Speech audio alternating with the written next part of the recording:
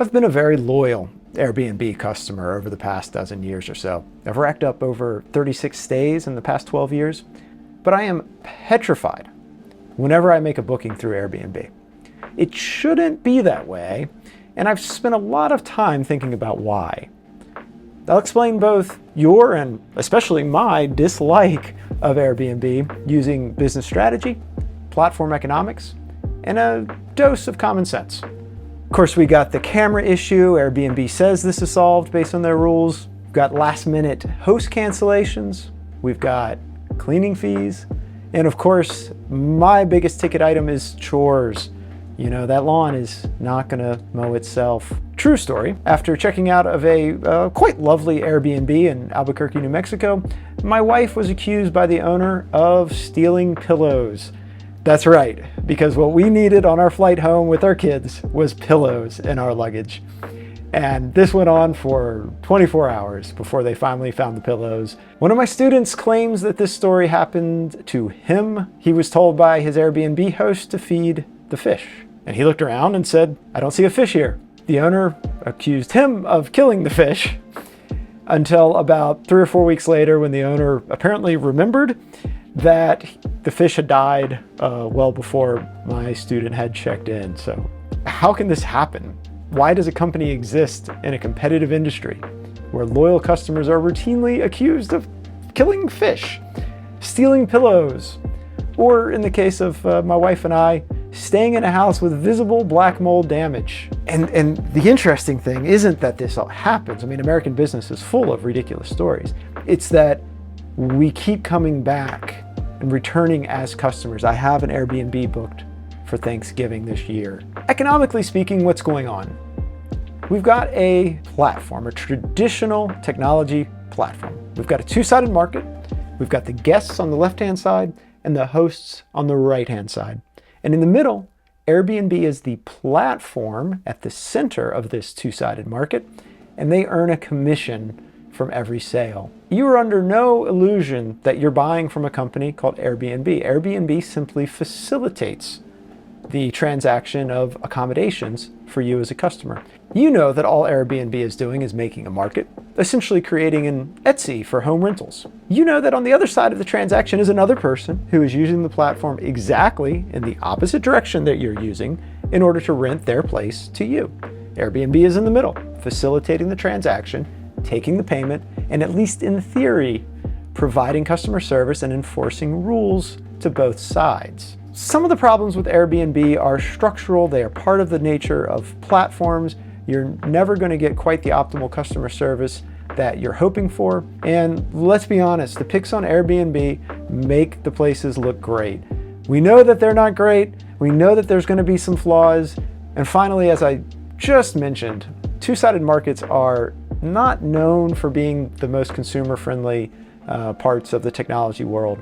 Let's think about eBay, Ticketmaster, Uber, Amazon third-party sales. We all use them, but we also have a poor visceral reaction to those companies when we think about them. Now, in a well-functioning two-sided market, you've got both sides, the guests and the hosts, the buyers and the sellers, however we want to call them, and you've got the platform in the middle, in this case, Airbnb. And their job is to make the rules, but Airbnb has a high market share.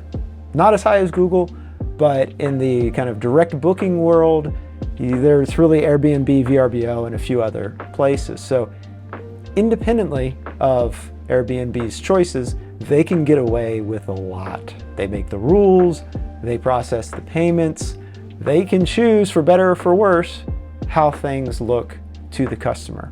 Now, this wasn't always the case. In 2012, there was this magical place called Airbnb Land. And in Airbnb Land, there weren't that many guests, and there was a lot of product. And so it was a wonderful place to be as an Airbnb customer. You had your choice of what to book, when to book, and the prices and amenities were excellent.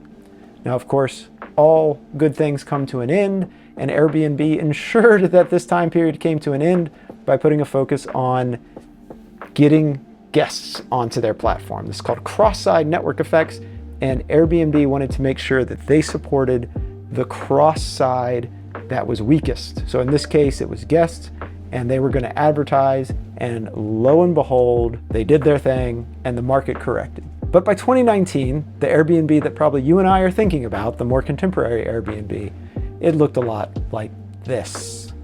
There were a lot of buyers and not enough sellers. So who does Airbnb support when the supply and demand imbalance looks like this? It already looks like the guests are getting a bum deal. And in fact, you would be right in saying that at this point, Airbnb is going to start supporting the hosts and owners because they want new hosts and owners to join the platform.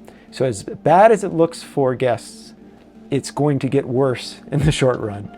So when owners say, well, why don't we treat guests poorly? Why don't we have them do chores and all the other bullshit that Airbnb hosts have their guests do? Airbnb said, sure, that's okay. We're supporting the owners at this point. Raise cleaning fees while you're at it.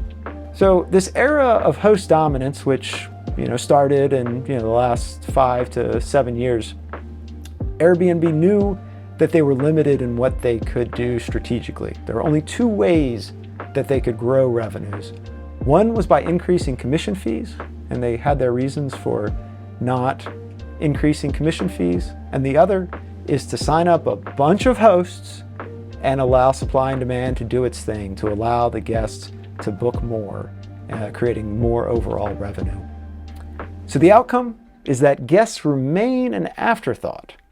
Airbnb knows that bringing new hosts on and keeping current hosts happy is their priority.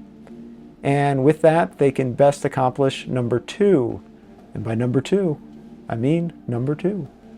And so this brings us to the modern Airbnb, the Airbnb that we know and presumably, if you're watching this video at this point, don't love. We've got expensive accommodations. We've got chore lists that literally go down in bullet points and sub-bullet points. My hot take or observation on this is really simple. I'm staggered at how poorly Airbnb balances the power relationship between guests and hosts, even relative to companies that you don't think of as offering great customer service. So even compared to Uber and Lyft, I've had all my Uber and Lyft horror stories. I'm not immune to that. I've had 300 rides with both companies over the years. But I've stayed with Airbnb 36 times, and 6 of those times, 16% of the total, I have had, gut-wrenching, like where my stomach is in butterflies and adrenaline is coursing through my veins over fear, frustration, anger, whatever emotion that you can think about.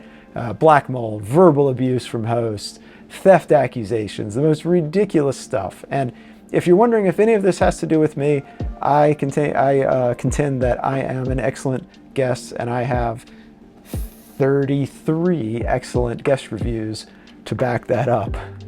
You're watching this, Airbnb executives, probably not watching this, but they would be saying, boo-hoo, Dave. Have you ever heard of a free market? Go somewhere else. You've got options, and I do. But I propose a radical idea. Why not make Airbnb better? The number one thing that they should be doing is not competing on cost. They need overall to continue developing willingness to pay by making a better product. And I'll get to the schematics in a second. It's pretty simple, but offering better customer service would be a great start. Offering customer service that balances the needs of both guests and hosts in a reasonably open, transparent, reasonably fair manner. I'm not asking for perfection here. While this would probably hurt bookings in the short run, it will ultimately be a selling point for both guests and hosts. Currently, the way I feel when I book an Airbnb today is that it is the Wild West. I'm just making some scambot roulette decision. And the more Airbnb gets away from that, the more they're going to attract better hosts and better guests. The schematics are this: they need to raise commissions. So they actually need to raise prices overall. You go, Dave, why add another fee to Airbnb's ridiculous list of fees? And they probably should lower the fee amount, but they shouldn't lower overall prices. They can take the commission money and use that for better service, to enforce rules, perhaps even to monitor the properties, to have inspectors go in occasionally, to check to see, what the chore lists are, if the pictures match the reality of the property. This would keep hosts from kind of running their own private fiefdoms where you're a serf. You kind of have signed up, you've paid to be a serf working for them, while this next thing, you go, Dave, of course I can leave a bad review, and it's true to some level that you can leave a bad review. But if you know anything about game theory, you cannot leave a bad review. I'm going to make a video on this and explain. I've left a bad review, and it is not the game theoretic optimal outcome. So the way I see this is that Airbnb has two fairly divergent options right now. And if they want a healthy Airbnb by the end of this decade, say 2030, they can offer an abundance of tree houses, desert views, holidays in the mountains, all the things that Airbnb is kind of aspirationally known for. Not known for, but aspirationally known for today. The best parts of what Airbnb can offer. Or they can continue to offer host-friendly and customer-unfriendly guidelines that crowd out the great guests, and in many ways, the great hosts who are tired of dealing with the bad guests. Bad guests, bad hosts. I think it's pretty simple. And since the thing that ties together a two-sided platform is the positive flywheel of cross-side network effects, we could see that unraveling. Bad guests, bad hosts. The system slowly coming to a halt. Those are my humble propositions. I hope you've enjoyed this video. Thanks for watching.